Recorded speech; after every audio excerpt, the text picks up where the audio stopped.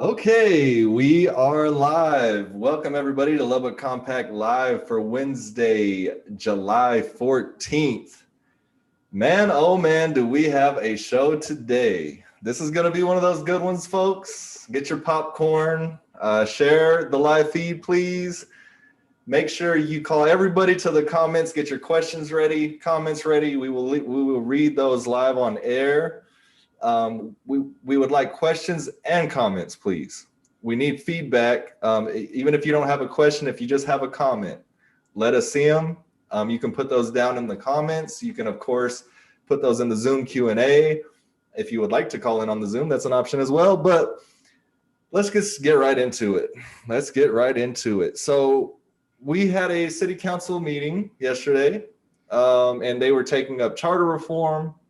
But before we get into charter reform, and then we also have some updates on the Comprehensive Plan Oversight Committee, which is the Unified Development Code we've been talking about, and we'll get into that later in the show. Or we'll probably actually do that next, right after this. It'll be a nice segue into that. So one part of this meeting yesterday, a small part towards the end, was the appointments on city boards. So for everybody out there listening, there was a seat on the Comprehensive Plan Oversight Committee board that was opened up. And the person vacating that seat actually recommended me for that seat. The three people you see on the stream right now have been probably the most involved out of any citizen on this whole entire process. We at each and every meeting, and they'll tell you this, we actually brief that committee to give them the information that they need that they don't often get from city staff. So needless to say, there's been who knows how many hours of research put in, work put in, and we're still engaged. So my name was put forward by the person vacating the seat. I had support from council members. I had support from other folks on other boards. And as a result, the appointment committee, the board appointment committee, put my name forward. Now, because I have knowledge of this, I know for a fact that my name was the only name put forward for this seat. So to my surprise, Councilwoman Joy, who was reading the appointment for this position, called out Dr. Nate Wright.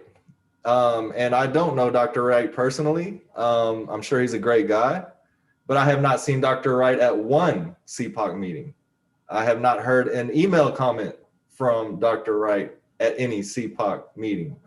Dr. Wright, on his first day on this board, will be, with the rest of that committee, briefed by me and us, because he doesn't know where this process is. So let me tell you why I believe that is, because I cannot say for sure, but what I can say for sure is that Councilwoman Joy, I'm not her favorite, and that's fine. I don't do things for people to like me. And normally what I've found is normally people who don't like me, it's because I've probably said something about them or something of that nature, which would have been based in fact, which I have on the show sometimes. I've also done that in comments to her directly. And that's fine. That's understandable. But when you're a city council person, your petty needs to be left at the door.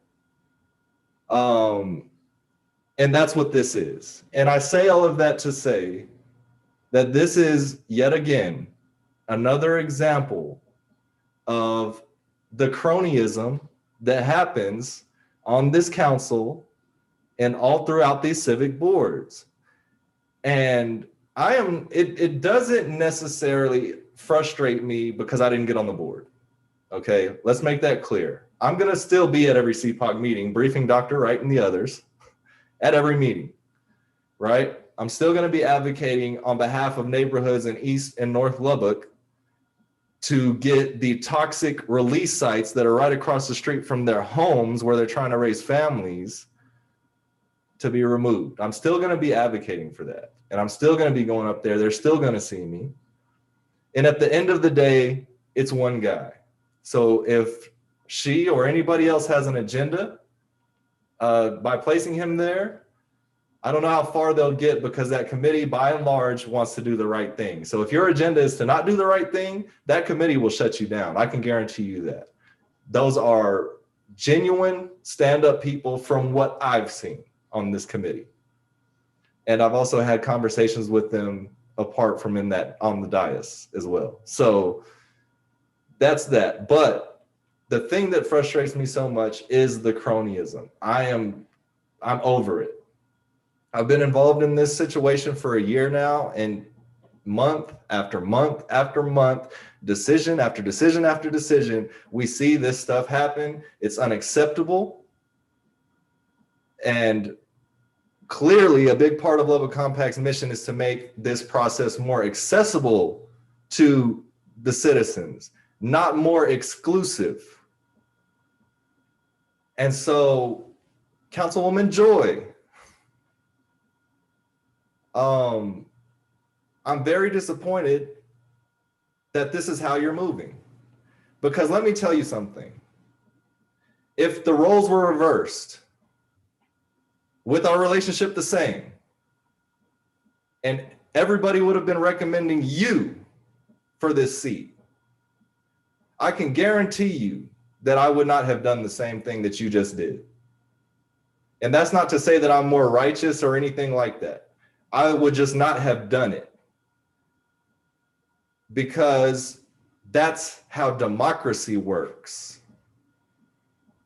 So, Ms. Joy, I hope you feel good about that decision. Great. Dr. Wright, congratulations. This is not a bash at you whatsoever. I know you have a long resume and very well respected in the city. So this is not a shot at Dr. Wright. Congratulations to Dr. Wright. But I'll say this, and then we can move on to the CPOC committee. This is why, folks, this is why we have to stay engaged. This is why people need to run in 2022. And this is why people need to vote in numbers we've never voted in 2022. We need to shake this council up. Enough is enough. And that's all I can say about that. So let's get into the CPOC. Wait. You know, it's so important that you say this. That's yes, we invite everybody, into this process. We gotta have folks there. Let me ask y'all, what is the thing we most consistently hear from this council and from the various committees about the public? What is it that they're always saying? Join a board. Yeah. Apply for boards. Come up here, talk to us. Tell us what it is that you want to know. What people should sign up for these things, and how many times this is a part of a consistent pattern, right? Because we've seen two different individuals from the Guadalupe Neighborhood Association be floated a position by a council member. Hey, do you want to sit on this? And then by the time they respond, couple days, it comes out on Friday, they respond on a Monday. Oh, I already offered it to somebody else. Or they find out in these appointment sessions that it's gone to somebody else. We recruited and advanced 8 different qualified candidates for various boards, an epidemiologist during the pandemic and a nurse for the health board, accountants for the audit services board, people who had been following every move of the who does impact fees. Got it. Just like SEAC. SEAC. Yeah. People who had followed every move of the SEAC committee. All of these people put in applications at the point when seats were open on those boards, and not a single member was seated on any of these boards, even when some people that were seated on it had really not great attendance records. Worse attendance records than we have attending these meetings. So as much as we have made gains and made relationships with leadership, with different councils, and we've had those things, but at the same time we have been swiped at from the dais by people who are supposedly our representatives. We have seen qualified candidates be repeatedly passed over.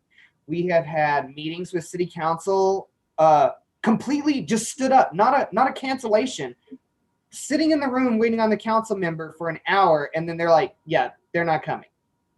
So yes, it is a part of a consistent pattern of disrespect, of bad governance, that is the other side of the coin that we have seen at the same time as making gains. And it makes it's so inconsistent. It makes it very hard to cotton Yeah. to And what it now is. everybody listening, I want you to remember what Josh just said. All that stuff he just said about the attendance, about the behavior and activity of these council members, because some of the stuff they said when it comes to pay is amazing. But anyway, before we get into that, let's so I didn't get on the CPOC board, but there was a CPOC meeting on Monday that I was at, of course. Yeah, and to start with this, so CPOC, this is the Comprehensive Oversight Committee. This is the group that was tasked with carrying forward the work of the 2040 Land Use Plan, Plan Lubbock 2040. One of the big topics that we have been very focused on is making sure that amortization is part of the conversation, and that environmental justice issues related to where the industrial sites in our community are addressed. There are other communities who have done this. Currently, this process would be integrated as something called the Unified Development Code. And one of the cities that we've looked at that has been successful in doing this is the city of Arlington, who incorporated an amortization ordinance into their Unified Development Code process. So this isn't out of the ordinary. This isn't something unique or different than what other cities have done. But we need this tool because it allows for the city to start to negotiate with industrial site areas to get them to be able to move. That does mean that we have to compensate them financially as taxpayers. But what I will say is that from a land value standpoint, we will make that money back. We'll make that money back, and we'll make that money back triple, quadruple, tenfold because of the appreciation in property tax value that will happen when those blights in the neighborhood are removed. And so in this most recent CPOC meeting, there was a conversation about what was called the fourth module of the Unified Development Code, which was about inappropriate uses and what to do with properties that are non-conforming and the issues that surround that. And so, Adam, you were able to attend this meeting. This one was a short one. Yeah. And so, curious how the conversation was with that and where you think it goes from here. Yeah. So, again, this has been one of those frustrating things with the amortization because it has now been brought up over 3 meetings, and the staff once again was just going to fly right by without even mentioning it. He went through the whole entire module, didn't mention it. Of course, during the question period, several of the committee members had to bring it up. Again, this is now the 3rd time. Now, mind you, people, this is over 3 months. So they've had plenty of time. They didn't bring the information the first time when they asked them. We had to update the committee on what the next steps were. Then with the next one, we had to further tell them the rest of the information about amortization. We've now fully educated them on amortization, and the city staff has yet to bring them anything on this, except for on Monday. And the only thing that they came back with, so you have this CPOC committee, and if you want to look at it this way, above the CPOC committee, there's a subcommittee of council members that oversees the oversight committee. All right?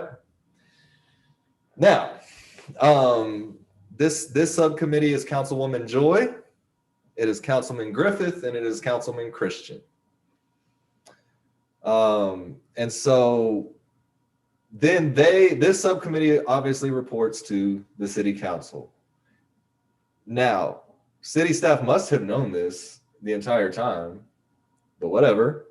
So they said the committee itself, the CPOC committee itself, can't just make a recommendation and the city does it.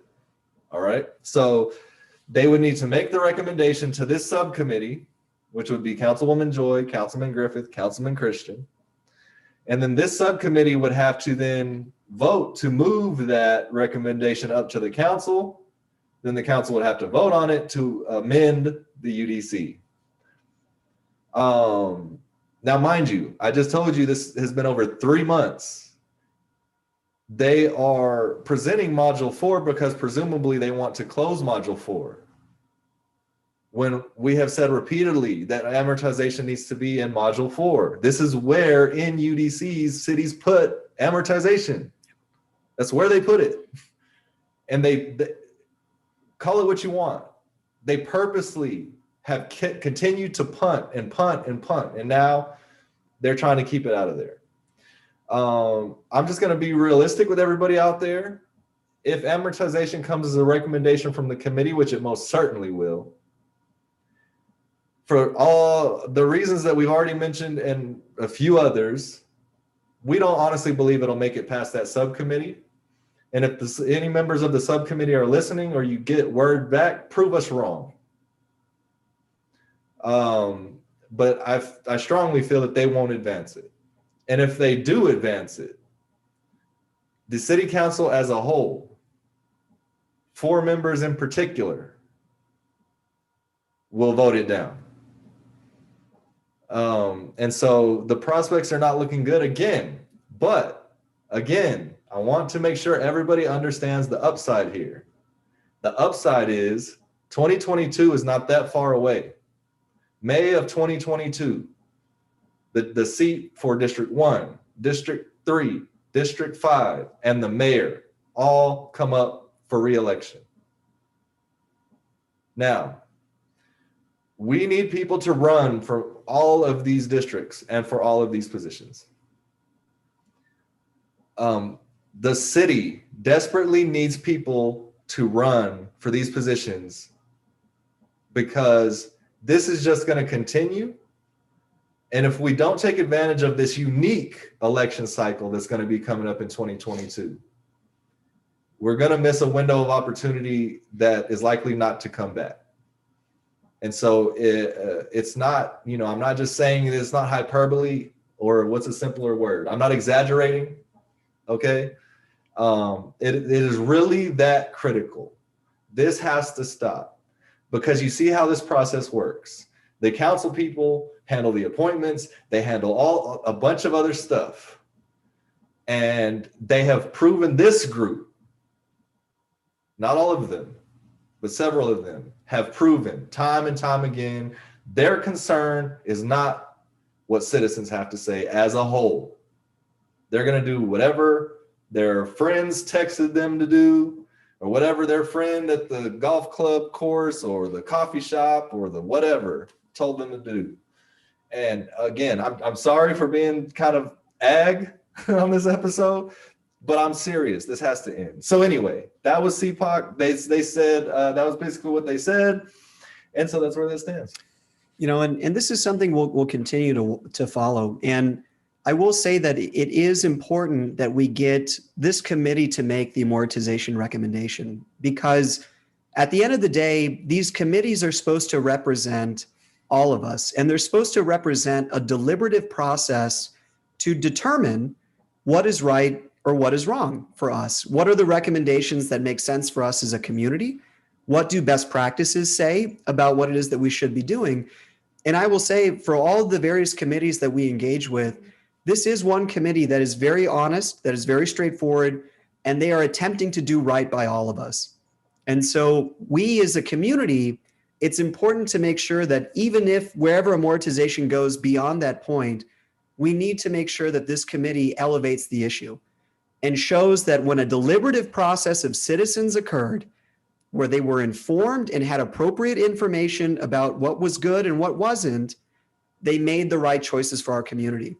And so to me, I think that's one piece we need to take away from this process, and we'll continue to be plugged into it. And to transition from that, after the CPOC meeting on Monday, I had a very, very eventful city council meeting on Tuesday. And we'll start by talking about charter reform, which actually had one of the most lively conversations on the dais about compensation that we have seen to date.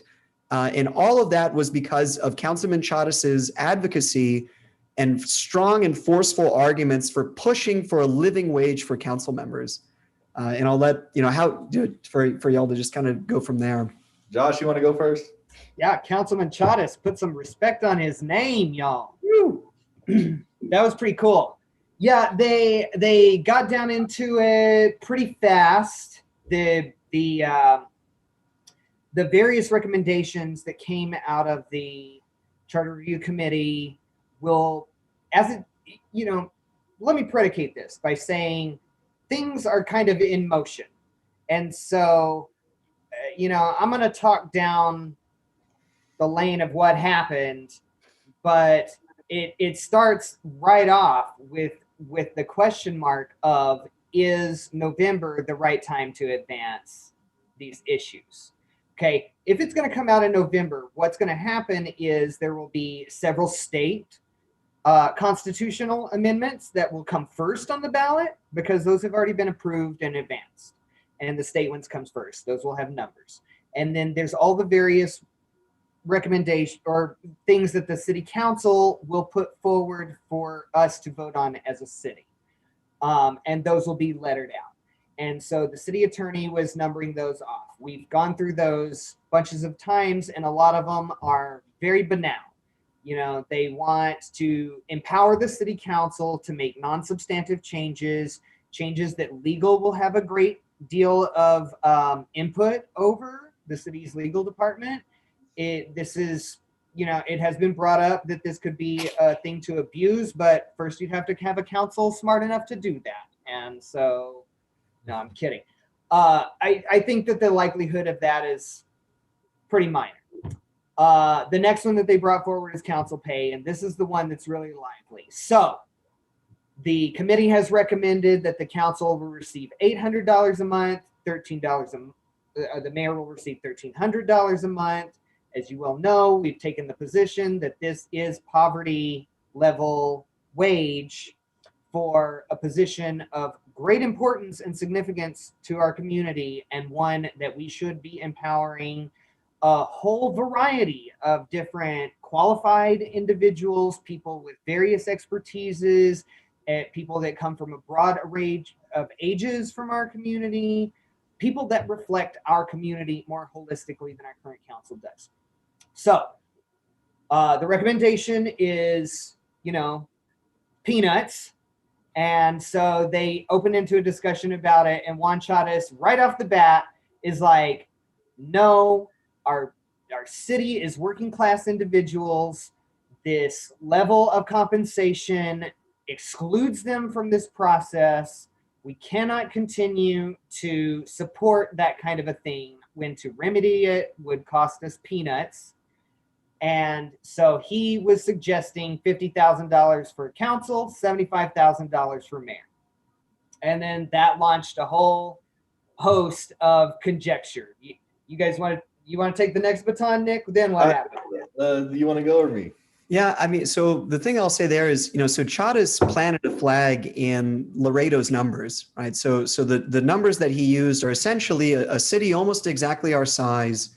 Almost identical in every way. Right. And so those are the numbers that he pegged this to. And when the council members responded, it was interesting, I think, to see, because he challenged them with the question, how are we not being exclusive? If we don't do this, how are we not being exclusive? And every council person who then had to answer this tried to find any other justification under the sun.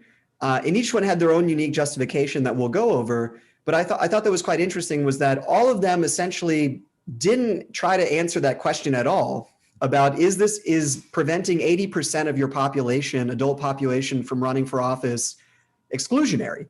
And none of them wanted to touch that whatsoever. And so they all tried to find their own half, sort of baked justifications as to why they were coming to this rationale. Because at the end of the day, I think deep down, they all know that it is exclusionary, and that they really don't have a strong argument as to why that's appropriate. Yeah, so again, my friend, Councilwoman Joy, bless her heart. That's all I can really say, man. She just honestly, genuinely does not understand how elitist and out of touch her stances are. She just, so let me tell y'all how she feels about you guys. Her stance was, first of all, her stance has always been, oh, well, you just have to ask your job, right? She also was the one that made the comment on this back in November when we first brought this up, where she said being on city council is just like going to the doctor or the dentist. Now, we know we don't have to explain this, but let's do it anyway. Let's think this out. Let's walk through this. All of you out there who work a day job, that where you have to be somewhere from this time to this time, when you have to go to the doctor or the dentist, do you do that? And if you do that, when do you do that? I asked somebody today that works pretty much 8 to 5 every day, and they have to be in that chair 8 to 5 every day. You know what she said? She said on her lunch. Because, you know, a lot of these things that you have to do are not open on the weekends, and nobody's taking a paid day off. Because what happens when you get out of that seat? And your boss needs you in that seat, because every single person in their seat is needed every single day from 8 to 5, right? We understand this. This is not anything that needs to be explained to, like we said, 80% of the city. But she does not understand that perspective clearly, or she's forgotten it. I don't know Miss Joy's background. I know what she does now and what she's done for many years, which is she's a lawyer, which is great. I'm not knocking her. That is not a day job. That is not anything comparable to, like Chad has said, the man who has to punch a clock, or the woman who has to punch a clock. So she also said, I don't understand why this has to go to the citizens for a vote. Once again, illustrating two things. First of all, what are you talking about? Second of all, how do you as a council person not understand the issue that you're talking about to the degree that we understand the issue that you're talking about? We're not on the city council, but we know that the reason why it has to go to a vote of the citizens is because it's in the charter that way. The very thing we're discussing, that we've been discussing for several months, and the mayor even said it. He had to stop her and say, so are you saying that the charter has it wrong? That people don't need, she said that the city council needs to vote to give themselves their own raise. So anyway, sorry, go ahead, Josh. Yeah, no, that's exactly what I was about to say. For the first time I watched it when I was live, I was kind of like, did she have a stroke? Like, this person is a lawyer. I assume she understands how law is formulated and conducted. But in second listening, I was like, oh, what she's suggesting is that the council should receive the power to set their own pay. And it's like, wait, don't you realize you live in a conservative town? Like, that's going to fly like a lead balloon, that the council should be empowered to set their own salary. Like, yeah. And then the mayor, and this goes back to what we've been saying the entire time on this issue that they keep trying to refute and that nobody is hearing because it's not reality. When they say, this is not supposed to be a job. We want you to do your job. We want it to be a job. You're not doing your job. The mayor literally said, I don't do nothing. Why should I get paid that much? What? It's really hard to engage with these folks. And then they come out with that, and you're just kind of like, dude. Hold on. Yeah, you're not getting it. I want you to do more. It's clear you're not. Yeah, it gets better or worse, depending on how you want to look at it. It gets better. Once again, the mayor was talking about, he went back and watched all of the videos from the Charter Review Committee meetings. And he was speaking specifically about the 2 public hearings that were very long, where the majority of people speaking from all over Lubbock, mind you, and from every organization dang near under the sun, all advocating for a living wage for city council, including the roundtable, which is 30 highly influential big church pastors. 30 of them made a statement that they printed out and all signed. And we should point out that when you say majority, we mean only one person showed up to not speak in support of this. Out of 4 hours. So when we say majority, we're not talking 60-40 here. We're talking 99% of the input that this committee received was overwhelmingly in support of a living wage. And it was interesting to see how multiple council members said that they watched those meetings, but then simultaneously said that the outcome of those meetings was mixed, that both sides were represented in those meetings. And that as a result of that, I mean, at one point, Joy even said, well, why do we even make these committees as a component of that, which just blew my mind. Yeah, and so where I was going, so he was referencing these 2 meetings, right? Where it was, again, 99 to 1%, right? And he said about those people, now, if any of you are those people who went and made your public comments, I want you to understand how these people think of you and look at you in their mind.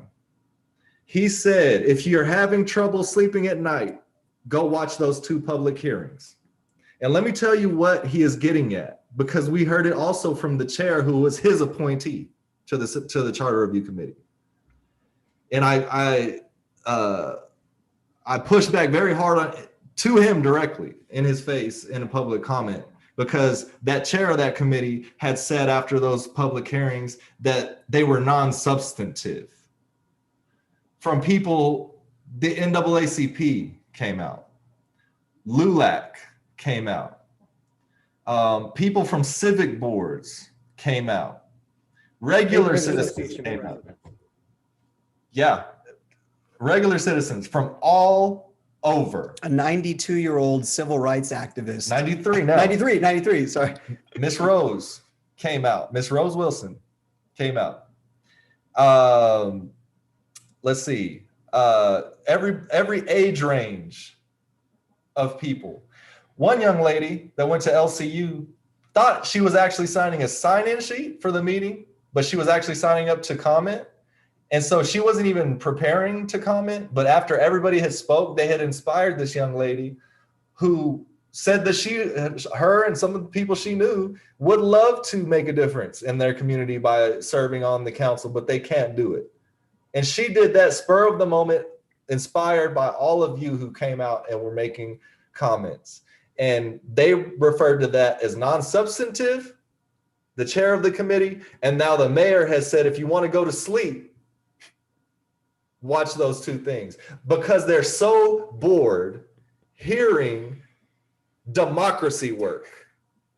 They don't understand. They clearly don't understand how democracy works. When democracy, let me remind everybody, because that word's been thrown out all over the place recently, which we know why. But let's talk about this. The essence of democracy is supposed to be, you gather as many people as possible from the community. You ask them about the issue. They give you their feedback. Are you for this policy? Or are you not for this policy? You take the number of people, whatever the majority said is what you do. That's how democracy works. That's the essence of it. Not you listen to the majority, say that's nice, and do what the minority wants you to do. That is not how democracy works. But they get so bored. I don't know what they think. I don't know if they think that we put you all up to that. Now, we informed you about the meeting. We asked people to show up, but all of you know out there, like we know, we didn't tell you what to write. We didn't tell you what to say. All of that was those people's genuine feelings that you're dismissing in this way. And I hold this up, folks, as another example of why we must remove these people from their seats. I have no problem with these people on a personal level. I do not know them like that. The mayor and I have had our disagreements. Councilwoman Joy and I have had our disagreements. There's been several members of this council that I've had disagreements with. That is not where this is coming from. Because if we had disagreements and I could tell that they were still overwhelmingly for the will of the people, then I wouldn't have an issue. But I have an issue when you start to downplay and marginalize 80% of the citizens in this city because you feel comfortable enough to do that. And so the only way that we can make them uncomfortable and to understand that that is unacceptable is to kindly send them back home in 2022. I cannot stress this enough. Rant over. And it's when we think about this conversation that's happening with them, it was so interesting to see how they effectively had to downplay their role as city council members in order to justify why a living wage didn't make sense. And it was such an odd experience to watch individuals that I know put in 40-hour weeks, take phone calls from constituents late at night, attend community meetings and cleanups and all these things. It was amazing. And the mayor picked up like about 20 tons of concrete like 2 weeks ago. Right. It was amazing to me to watch these individuals suddenly, because they couldn't just outright say, we're doing this because we want to exclude the working class citizens of this town from participating in this civic duty and this civic calling. They all knew they couldn't say that. They all knew that that was inappropriate, an inappropriate justification for what it was that they were doing. And so they essentially had to make up other answers. And it was fascinating to me to see the mayor of a town that is almost 300,000 people, that routinely is making multi-million-dollar decisions and was about to go forward with a $174 million bond raise, saying that he part-times it. I don't want him to part-time any of this, right? Like the fact that he had to admit to justify his position was essentially saying, I actually just phoned this in.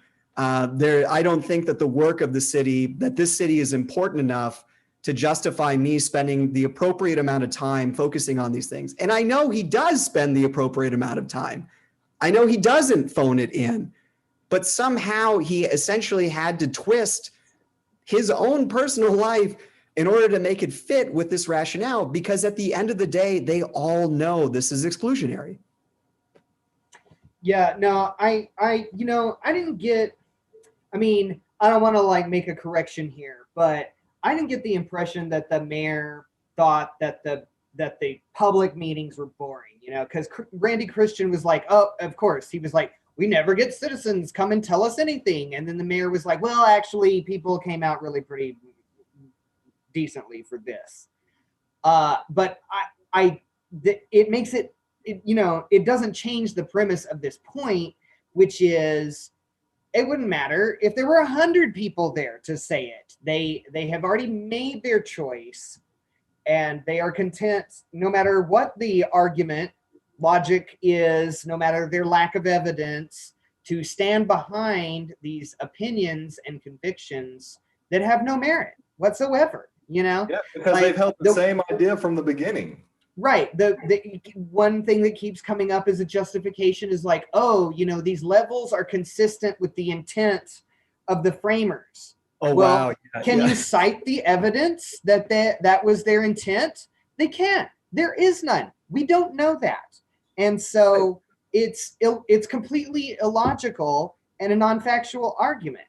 Right. They keep going on to this voluntary service for your community, and you need to give some stuff up. Name me what any one of them have given up. They all still have their businesses. They all still have their private income streams. I guess they probably don't have quite as much free time, but they get invited to every social event of the season, every event in town, every groundbreaking.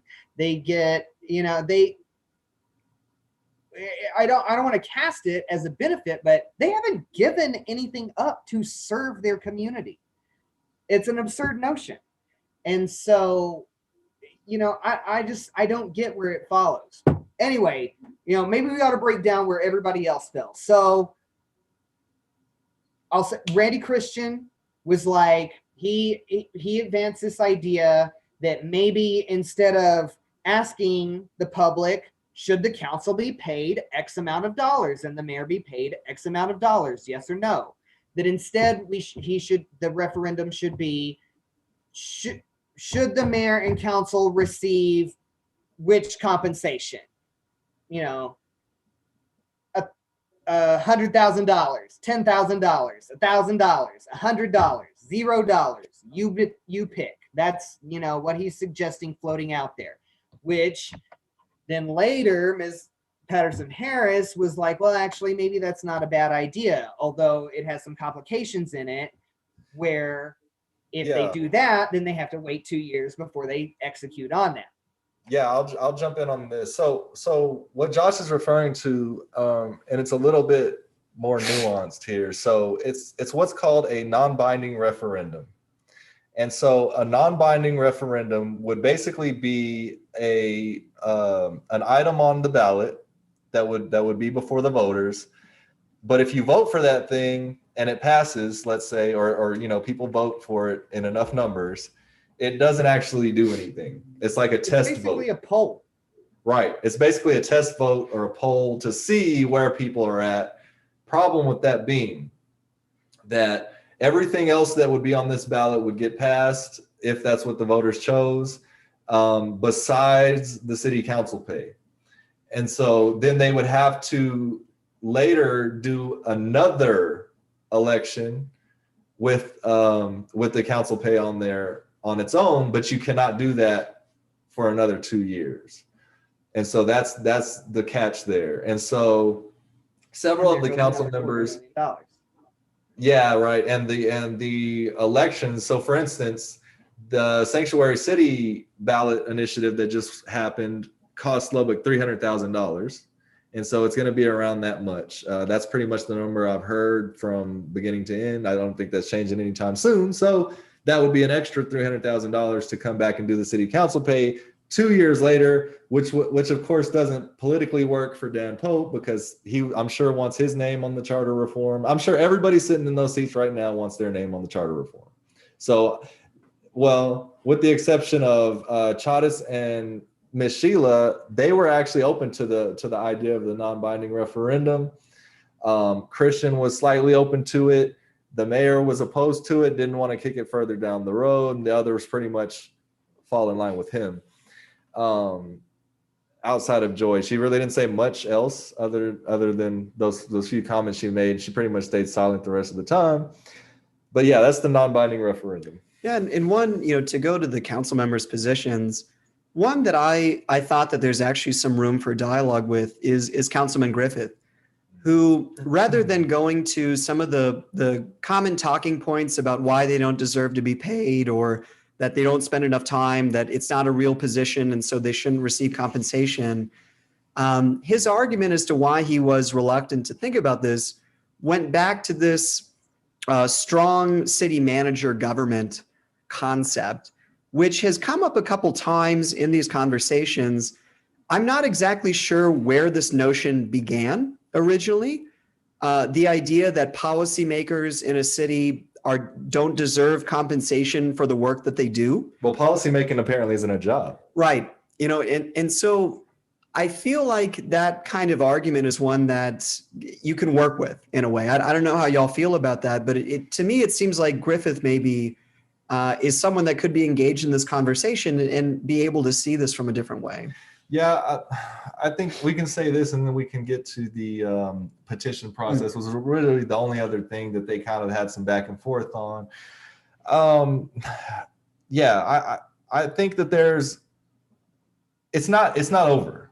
It's not over, and that's the good thing. And so moving forward, for everybody listening, this is going to be taken up by the council for the first reading. It has to go through 2 readings, which means they vote twice on this.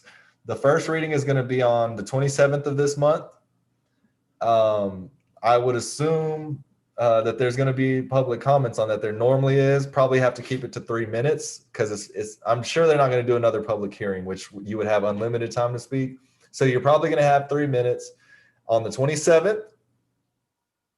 And then the second reading would be on August 10th, because they have to have this entire thing in order for it to be on a vote anytime this year or at the end of this year or in May at the latest. They're going to have to wrap this up by August 16th. And so there are 2 opportunities here for folks to come out and give comments. July 27th, August 10th at these 2 meetings. We need to show up in outrageous numbers and really push for this. And I want those of you out there who have some hesitancy on this, and I've heard the arguments, and the main argument that I've heard from areas like East Lubbock, North Lubbock, is kind of one of really not caring or not thinking that it has anything to do with us. And let me say why I would challenge that and why I'm asking folks to reconsider that is because though we have been excluded in the past to the degree we have been excluded, I get it, right? But we have to think about the future that we want to set up. We can take control of our own destiny here. We can push our own narrative here. And so the narrative I want to push is that more people from East and North Lubbock could one day run for mayor. District 1 and 2, yes. I'm not saying you can't run for councilman. I think there can be people there that can run for mayor. You may not think that yet, but I want you to try to think about that. And think about, or even if it's not for you, right? Which I totally understand, it's not for everybody. Think about the future generations. Somebody that's a child right now, that's watching all this stuff going on and telling themselves that they want to be mayor one day, or they want to be city council one day. When they get of age, it will be you who they will need to have counted on to put that in place. Because if it's not in place and they're still in the same position we're in now, which is a position to where most people in this city cannot work a full-time position, whether that's setting policy, washing dishes, or flipping burgers. It's a job. If they do not have the means to do that for free, you and us, I put it on all of us, will have set that child up for failure. We will have had a hand in them being excluded. And I want you to think about that. If it's not for you, fine. If you've never pictured yourself being in city council because you think that they're not going to let you in there, fine. Think about the future generations. Please come out July 27th, because here's how it goes. They can make amendments on July 27th and they can make amendments on August 10th. Both dates they can make amendments. So it's not over, but we cannot bow out now. We can't go home and cry in a corner now. So let's get out there, make our voices heard on this thing. Josh, you got something before we go on? The only thing that I would add to that is that the council and mayor seem to be receptive even right now. And so even right now, you could write them with what it is that you want to see out of this process. Yes, citizen comments at mylubbock.us. Send it to the council concerning city council pay. Citizen comments at mylubbock.us. So we'll go on to the petition process. Yeah, so the big issue here is the percentage number. So one of the things that we have been advocating for is to stop the roller coaster effect that's been happening for the petition process, because it's linked to voter turnout, which is very variable depending upon the year and the season and what have you. And so we've asked to transition to a registered voter model. And as part of that, we have wanted the number of signatures required to be something within the standard range of what you see in cities, which we thought was around 4 to 5%. Now, the council right now is considering this, but at the 10% level, which is very, very high. They had some back and forth about this, seemed like they'd be willing to potentially move this down a little bit. But the thing to me is we really need to get that number down. And I hope that as part of this dialogue, they'll consider the fact that it's very important for the citizens to be able to use this type of process. And if you set the bar at 10%, the number of signatures is in the tens of thousands, essentially, of what would be necessary to be able to get a petition going forward. And so, this is something we continue to focus on and to make sure, because it is about representation and democracy. This is about participatory democracy, and making sure that if there's an issue that the council is ignoring, that you believe is something that our community needs to consider, that you have the ability to go out and get the signatures necessary to force the council to acknowledge this. Now, when the bar is so high, they're not talking about changing the window of time that you have for signatures. And that's the other challenging part. The window of time that you have to collect signatures is very, very limited. And so to have such a high number required, as well as a short window of time to get them, just seems as though what's happening is they're trying to prevent this process from functioning. Yeah, and the other, so what they're actually, several council members actually surprised me on this. Ms. Sheila, I knew, was not in favor of the 10%. She said it was way too high. The mayor said it was too high. Massengale said it was too high. Griffith said it was too high. I think everybody was pretty much in agreement that it was a little high. The mayor pitched 8%. He said he don't think he can go much lower than that. The city attorney, Amy Sims, who was presenting this information, she said that the cities they looked at, most of them did 10%, but some of them did 5%. The mayor said he was surprised at how many cities actually did 10, because he just thought that was really high. It is high. It is high.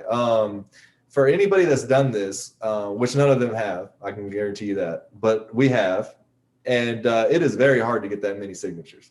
I would even challenge the folks who got the Sanctuary City petition signed. It would be a challenge for them to get this number. And it's tough to thread that needle, right? Because it's like, you don't want it to be such a small threshold that a super minority of people can take the whole city hostage on a policy. Right. But you don't want it so high that it can't be utilized as a tool to advance critical issues or eject corrupt officials from their office. And so you're threading the needle between something, as you said, it seems like maybe they're going to settle on 7 or 8%, which is, certainly more reasonable and certainly a high enough bar that it'd have to be something important. Yeah, and Sheila had a really good question. I thought this was a great question. It was something I hadn't even thought of to ask, but she was like, have you seen like the amount of times this has been utilized in those cities where it's 10%? And of course they didn't have that data, but I would assume it's probably 0. Because if it's a bigger city than Lubbock, forget about it.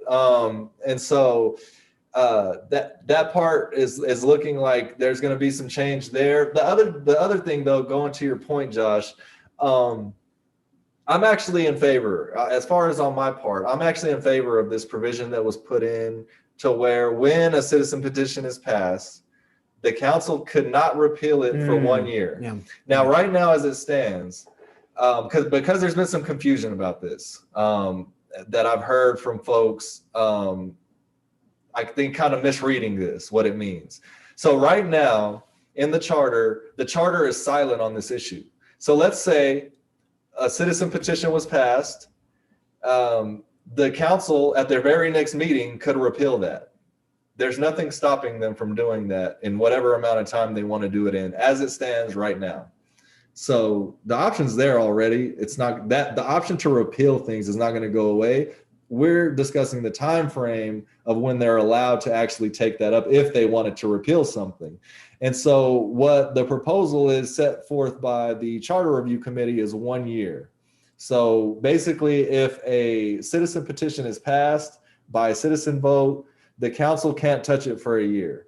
And if they do want to repeal it, they would have to wait that year out and then start that process after the year is up. I'm actually in favor of that, regardless of what issue this may be concerning, because it could go either way. And so, your issue may be on the losing side today, but you wouldn't want it to be the other way if your issue is on the winning side, right? So I do like that.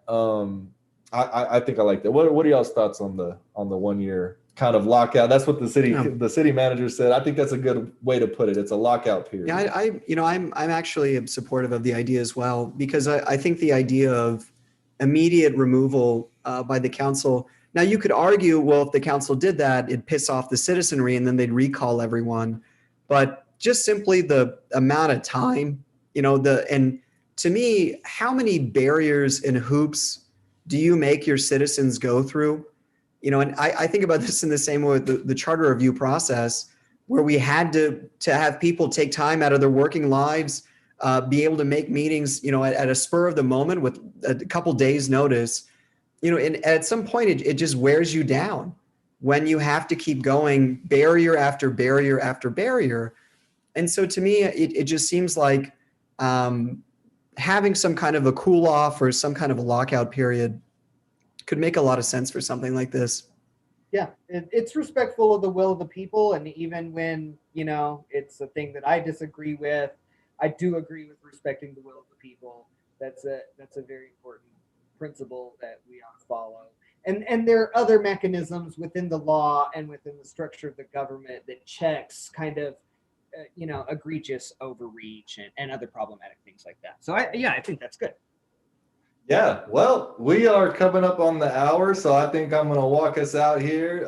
Just a reminder to everybody to like our Facebook page. If you would like a free, no-cost way to support the work that we do, give us a subscribe on our YouTube channel, give us a like on the videos, comments, help us spread this content, or share the video on Facebook with your family and friends. We do this every single week. The purpose of this is to let you guys all in on what's going on. Things change week by week, and if you blink, you'll miss something. And so we stay on top of this stuff for that reason. We are over this cronyism. We like this non-transparency that has been happening, things being done behind doors still in 2021 and being pre-orchestrated before the process even starts.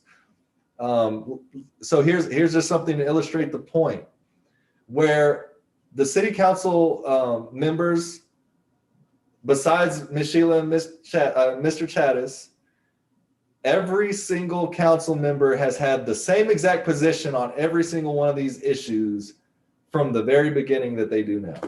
And this has been a months-long process. So you mean to tell me that you have not heard anything to make you reconsider your position? Your position has not changed. It's been unmoved for not really any good reason. They have not given any good reason. But anyway, so just want to reiterate to everybody. Number one, I'll shout out an event we're having this weekend, this Saturday, East Lubbock Empowerment Conference.